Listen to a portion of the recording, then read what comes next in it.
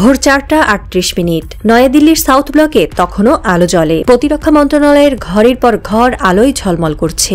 এক টেবিলে মাথা নত করে বসে আছেন ভারতীয় সেনাবাহিনীর একজন সিনিয়র জেনারেল। চোখের নিচে ক্লান্তির ছাপ। সামনে রাখা লাল ফাইলটির ওপর মোটা হরফে লেখা অপারেশন সিন্দুর, সামরিক ব্রিফিং, কনফিডেন্সিয়াল। তার পাশেই বসে থাকা অন্য একজন চুপচাপ চা চুমুক দিচ্ছিলেন, কিন্তু চায়ের কাপে ঠোকা দিয়ে ঘড়ির টিকটিক শব্দকেই যেন ছাপিয়ে যাচ্ছিল একটি অদৃশ্য উত্তেজনা। আমরা যদি এই অপারেশন চালাই, ওরা প্রতিশোধ নেবেই, জেনারেল হঠাৎই বলে ওঠেন। পাশে বসা জাতীয় নিরাপত্তা উপদেষ্টা ধীরে ধীরে মাথা নাড়েন। আমরা জানি, কিন্তু মিডিয়া তো আমাদের পক্ষে। আগুন লাগাও, আমরা ধোয়ার দিকটা বদলে দেব। 2019 সালে বালাকোট স্ট্রাইকের অভিজ্ঞতা যেভাবে বিজেপিকে নির্বাচনী জয়ের পথে টেনে এনেছিল, ঠিক তেমনি আরেকটি দেশপ্রেমের মহাকাব্য লেখা হচ্ছিল এবার। নাম দেওয়া হলো অপারেশন সিন্দুর।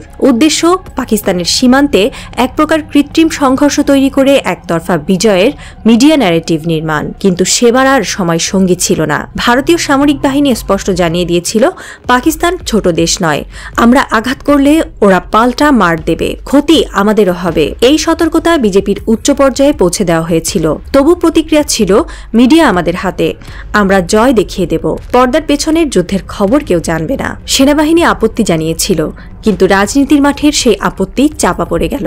সামরিক অপারেশনকে পরিণত করা হলো রাজনৈতিক ইভেন্টে। মূল উদ্দেশ্য ছিল নির্বাচনের আগে দেশজুড়ে জাতীয়তাবাদের জোয়ার তুলে আবারও মোদির ছবি চৌকিদার হিসেবে তুলে ধরা। যুদ্ধ শুরু হতেই ভারতের মূলধারার টিভি চ্যানেলগুলোতে শুরু হয় বিজয়ের মহোৎসব। লাহোর দখল, পেশোয়ারে ভারতীয় ট্যাঙ্ক, করাচির আকাশে তেরঙা পতাকা, সবই স্ক্রিপ্টেড। সাংবাদিকেরা জানতেন না কি হচ্ছে, শুধু বলা হয়েছিল, উল্লাস করো, জয়গান গাও, আমরা বিজয়ী। কিন্তু সামাজিক যোগাযোগ মাধ্যমে ছড়িয়ে পড়তে থাকে অন্য গল্প। পাকিস্তানি সেনাবাহিনীর প্রতিশোধমূলক হামলার ভিডিও, ধ্বংসপ্রাপ্ত ভারতীয় বিমান এবং যুদ্ধকালীন চুপচাপ হয়ে যাওয়া ভারতীয় এয়ারফোর্স।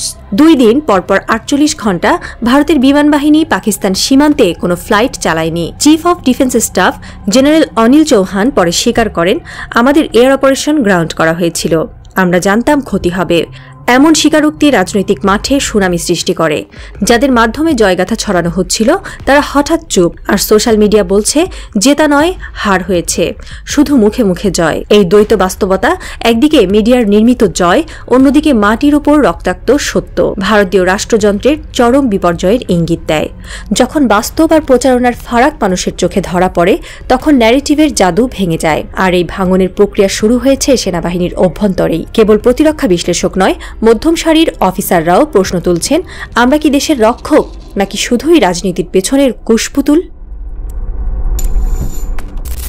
অভ্যন্তরীণ সূত্র বলছে, ভারতীয় সেনা নেতৃত্ব প্রথম থেকেই অপারেশন সিন্দুরকে অপ্রয়োজনীয় বলেই জানত। বাস্তবসম্মুখভাবে সামরিক প্রয়োজনের চেয়ে রাজনৈতিক হুমকি ছিল বেশি। তারা আগেই জানিয়েছিল, কিন্তু প্রধানমন্ত্রীর দপ্তর থেকে শুধু একটি উত্তর এসেছিল, ডোন্ট ওয়ারি, ন্যারেটিভ আমরা ম্যানেজ করে নেব। কিন্তু এবার সেই ম্যানেজমেন্ট কাজ করেনি। জেনারেল অনিল চৌহানের সিঙ্গাপুরে দেওয়া হঠাৎ এক অগোছালো সাক্ষাৎকারে তিনি কার্যত স্বীকার করেন, ভারতীয় বিমান বাহিনী ব্যাপক ক্ষতির মুখে পড়েছে। বিশ্লেষক ব্রহ্মচেলানির মতে এই স্বীকারোক্তি পাকিস্তানকে প্রোপাগান্ডা যুদ্ধে জিতিয়ে দিয়েছে। তিনি আরও লেখেন, এমন স্বীকারোক্তি ভারতের মাটিতে হওয়ার কথা ছিল, সেটি হওয়া উচিত ছিল ভারতের নিজস্ব ভাষ্য সহকারে। কিন্তু এই ভুল কূটনৈতিক কৌশল সব অর্জন ছিনিয়ে নিয়েছে। অভ্যন্তরীণ রিপোর্টে দেখা যাচ্ছে, সেনাবাহিনীর বিভিন্ন স্তরে এখন প্রশ্ন উঠছে রাজনৈতিক নেতৃত্বের সিদ্ধান্ত গ্রহণের প্রক্রিয়া নিয়ে। কিভাবে একটি সামরিক অপারেশন, যার ঝুঁকি এতটাই স্পষ্ট ছিল, তা এত সহজে অনুমোদিত হলো? নিরাপত্তা বিশ্লেষকরা বলছেন, এই অপারেশনের ব্যর্থতা শুধু কৌশলগত নয়, এটি নেতৃত্বের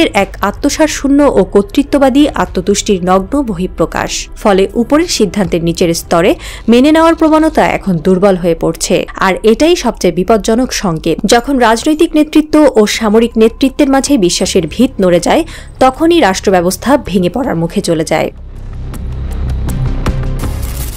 নয়াদিল্লির উচ্চ মহলে এখন অস্বস্তি স্পষ্ট। অনেকেই বলছেন, মোদি এবং সামরিক বাহিনীর মধ্যে বিশ্বাসের সংকট তৈরি হয়েছে।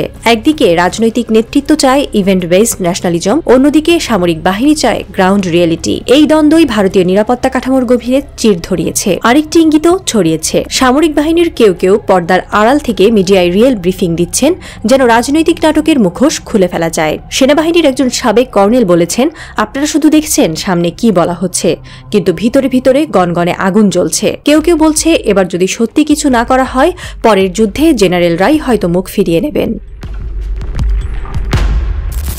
ভারতের রাষ্ট্রযন্ত্রের ভেতর থেকে এখন যে প্রশ্ন উঠছে তা শুধু সামরিক নয়, রাজনৈতিকও নয়, এটা অস্তিত্বের প্রশ্ন। যদি সত্যি এই যুদ্ধ শুধুই একটি মিডিয়া শো হয়ে থাকে তবে পরের বার মাঠে নামবে কে? কারণ এবার আর সবাই ন্যারেটিভ নয়, বাস্তব চায়, আর বাস্তব বড়ই নির্মম। এ গল্প শেষ নয়, শুধু শুরু হয়েছে। পরবর্তী অধ্যায় লেখা হবে হয় বীরত্বে নয় বিশ্বাসঘাতে। সময় বলে দেবে মোদির মঞ্চে পর্দার পেছনের সেই শেষ পরিণতি কি হবে।